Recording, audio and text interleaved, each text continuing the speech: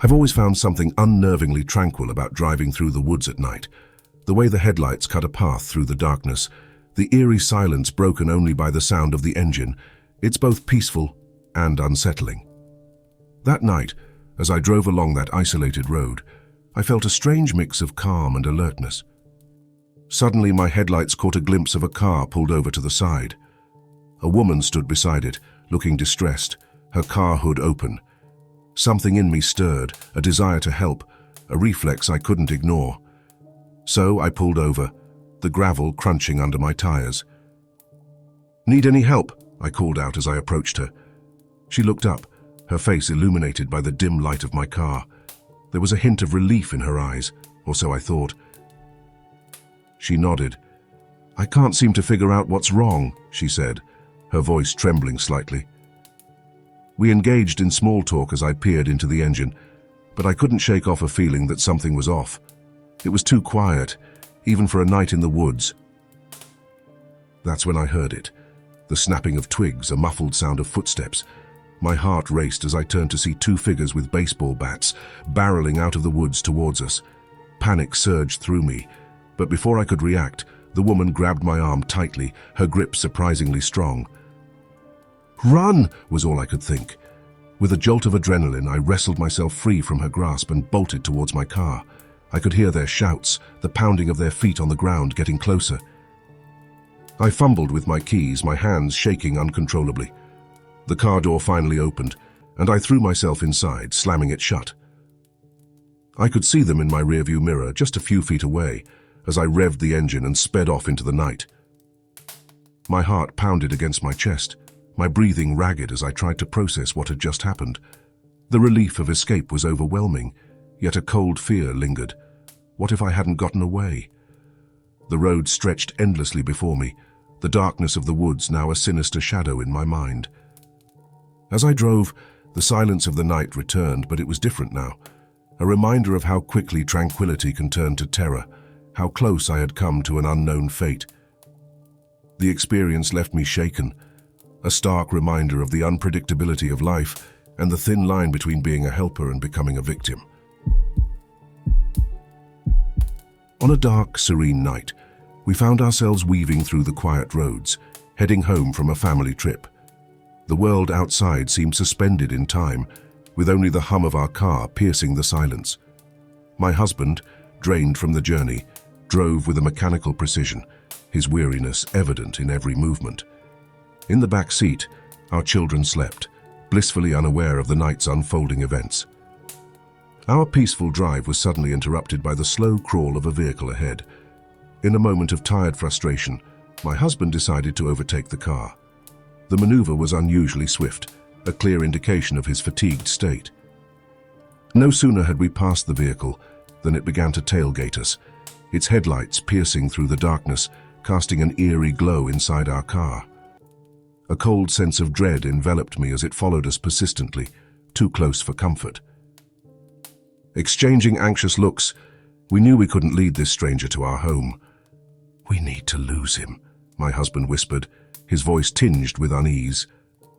We diverged from our planned route, taking random exits and turns in an attempt to shake off our relentless pursuer. Despite our efforts, the car remained a constant, haunting presence behind us. In a moment of desperation, my husband turned towards his workplace, known for its round-the-clock security. As the familiar building came into view, it appeared as a sanctuary in our time of distress. The tailgater followed us into the parking lot, stepping out with an aggressive demeanor. My husband quickly made his way to alert the security, the tailgater hot on his heels. A tense confrontation ensued, with the stranger vehemently expressing his anger over my husband's driving.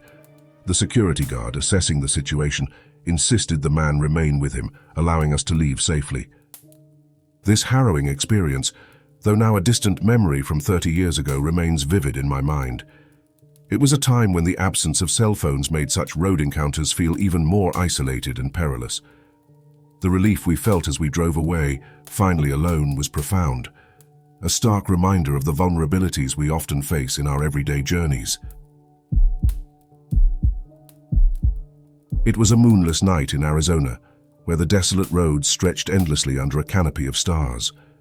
The world outside was a blur of shadows and silhouettes, only occasionally interrupted by the distant glow of a solitary streetlight.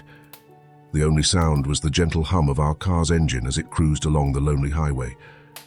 Suddenly, in the rearview mirror, I noticed a black Yukon emerging from the darkness. It was like a phantom, materializing out of nowhere. Its headlights pierced the night, and a set of glaring police lights added an ominous aura. My heart skipped a beat as it began to tailgate us, its presence looming large and threatening in the darkness. My wife, sensing my growing unease, turned to look. Her eyes narrowed as she scrutinized the imposing vehicle. "Don't pull over," she whispered, her voice laced with a mix of fear and conviction. "That doesn't look like a real police car." Her words sent a shiver down my spine, the seed of doubt growing into a forest of fear. For what felt like an eternity but was only 4 minutes, the Yukon clung to our tail. Every turn I took, it followed, as if we were connected by an invisible thread. My mind raced with terrifying possibilities. Was it a carjacker, a kidnapper, or something even worse? My wife's hand gripped mine, her fingers cold and trembling. Just when the tension became almost unbearable, the Yukon veered away, disappearing as quickly as it had appeared. Relief flooded through me, but it was tinged with a haunting question. What could have happened if we had stopped? As the black Yukon faded into the night, my wife and I exchanged a look of bewildered relief. Our breaths, which we didn't realize we had been holding, escaped in unison. "Are you okay?" she asked, her voice a mixture of concern and disbelief. I nodded, but my hands were still trembling on the steering wheel. The fear had ebbed, but in its place a gnawing unease settled in. We drove on in silence, each lost in our thoughts. The once peaceful night now seemed fraught with unseen dangers. Every car that approached from behind made my heart race, and I found myself checking the rearview mirror more often than the road ahead. My wife kept her eyes fixed on the horizon, perhaps trying to convince herself that normalcy lay ahead. Finally, we arrived at our motel in a small Arizona town. The neon sign flickered a welcome that seemed out of place with our frazzled nerves. After checking in, we sat on the edge of the bed. "We should report this," my wife suggested. Her insistence stemmed not just from a sense of civic duty, but also from a need to make sense of our harrowing experience. The local police were attentive as we recounted our story. The officer's face grew solemn as he listened. "You're not the first to report such an incident," he revealed. Apparently, there had been several reports of a vehicle impersonating police, leading to a few close calls. The knowledge that we weren't alone in our experience was both a relief and a fresh source of worry. That night, as we lay in the motel room, the event replayed in my mind. It was more than just a close call. It was a stark reminder of the fragility of our safety and the trust we place in symbols of authority. The world seemed a bit larger, a bit darker,